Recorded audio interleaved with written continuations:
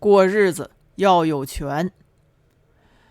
不幸的女人都有一个标志，她们的婚姻都是突如其来的。正是三下大忙的时候，农民们都在和土地争抢光阴，谁也没有料到玉米会把他的喜事办在这个节骨眼上。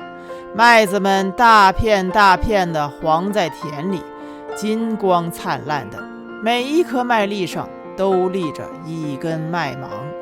这一来，每一只麦穗都光芒四射，呈现出静态的喷涌之势。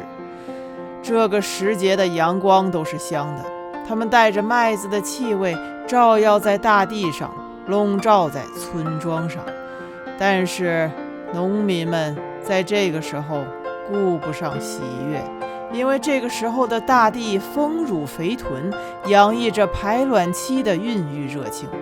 他们按耐不住，他们在阳光下面松软开来了，一阵又一阵地发出厚实而又圆润的体气。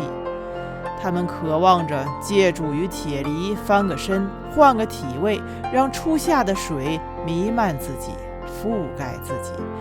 他们在得到灌溉的刹那发出欢愉的呻吟，慢慢失去了筋骨，满足了，安宁了，在百般的疲惫中露出了回味的酣眠。土地换了一副面孔，他们是水做的新媳妇，他们闭着眼睛，脸上的红润潮起潮落，这是无声的命令，这还是无声的诉求。来，还要，还要。农民不敢懈怠，他们的头发、衣襟和口腔里全是新麦的气味，他们把新麦的气味放在一边，欢欣鼓舞，强打精神，手忙脚乱。他们捏住了秧苗，一颗一颗的按照土地的意愿，把秧苗插到土地最称心如意的地方。农民们弓着身子，在这里面没有偷工减料，每一棵秧苗的插入都要落实到农民的每一个动作上。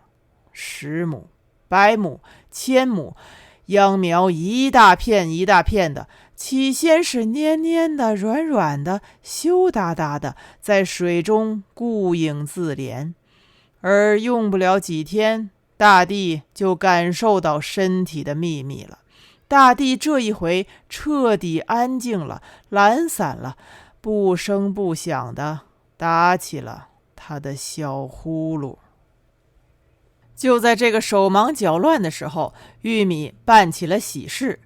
回过头来看看，玉米把自己嫁出去实在是太过匆忙了，就像刘粉香当初的那样。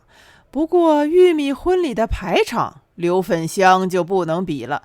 玉米是被公社干部专用的小快艇接走的，驾驶舱的玻璃上贴着2个鲜红的纸剪双喜。说起来，给玉米做媒的还是他的老子王莲芳。清明节刚刚过去，天气也慢慢反暖了，正是庄稼人进种的时刻。王莲芳从外面回到王家庄，他要拿几件换身的衣裳。王莲芳吃过晚饭，一时想不起去处，坐在那儿点香烟。玉米站在厨房的门口，把王莲芳叫出来了。玉米没有喊爸爸，而是直呼其名，喊了一声王莲芳。王莲芳听见了玉米的叫喊声，他听到了王莲芳，心里头怪怪的。掐掉烟，王莲芳慢悠悠地走进了厨房。玉米低了眼皮，只是看地，2只手背在背后，贴住墙。王莲芳找了一张小凳子坐下来，重新点上一根烟，说：“你说说什么形势？”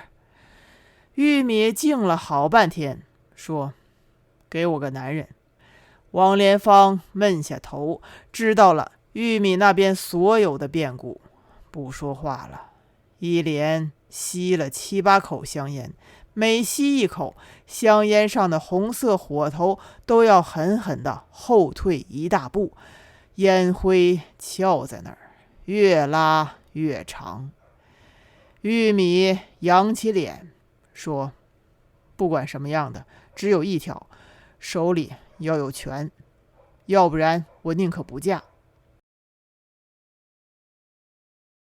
玉米的相亲进行的十分保密，款式也相当新鲜，选择在县城的电影院，一上来便有了非同一般的一面。傍晚时分，玉米被公社的小汽艇给接走了。王家庄的许多人都在石码头上看到了这个壮丽的景象。小汽艇推过来的波浪十分的疯狂，一副敢惹事敢生非的模样，没头没脑的拍打王家庄的河岸，把那些可怜的小农船推搡得东倒西歪的。因为这条小汽艇，玉米走得相当招摇，但是他出去做什么，谁也弄不清。王家庄的人只是知道玉米到县里去了。玉米到县城里相亲来了，他要见的人其实不在县里工作，而是在公社，姓郭名嘉兴，是分管人武的革委会副主任，职务相当的高了。玉米在小汽艇上想，幸亏他在父亲的面前发了那样的毒誓，要是按照一般的常规，他玉米绝不会有这样的机会的。玉米肯定是补防，郭嘉兴的年纪肯定也不会小了，这一点玉米有准备。刀子没有两面光，甘蔗没有两头甜，玉米无所谓。为了自己，玉米舍得过日子，不能没有权。只要男人有了权，他玉米的一家还可以从头再来。到了那个时候，王家庄的人谁也别想把屁往玉米的脸上放。在这一点上，玉米表现得比王连芳更为坚决。王连芳肯定是过分考虑了年龄方面的问题了，他在玉米的面前显得吞吞吐吐的，有些欲言欲止的样子。玉米把王连芳想说的话拦在了嘴里，他要说什么，玉米肚子里亮堂，说什么都是放屁。玉米第一次踏进县城，已经天黑了，马路的两侧全是路灯，尽管是晚上，还是欣欣向荣的好景象。玉米走在路上，心里相当的杂，有点像无头的苍蝇。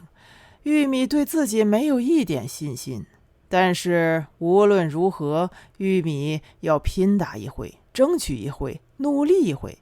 说到底，现在的玉米不是那时的玉米了，心气已经大不如过去，但是却比以往更坚决，更犟。路过一家水果店的时候，玉米站住了，水果们一个个半悬在空中，却没有滚下来。玉米愣了半天，总算弄明白了，是镜子斜放在上面，悬挂在上面的都是水果的影子。但是玉米马上从镜子中间看到了自己。玉米的穿戴土得很，在营业员的面前一比较，全出来了。玉米真是后悔，说什么也应该把刘粉香的那一身演出服穿出来的。司机看了一眼玉米，以为玉米想吃水果，抢了要买。玉米一把把他拉回来。司机笑着说：“你这位小社员力气大得很嘛。”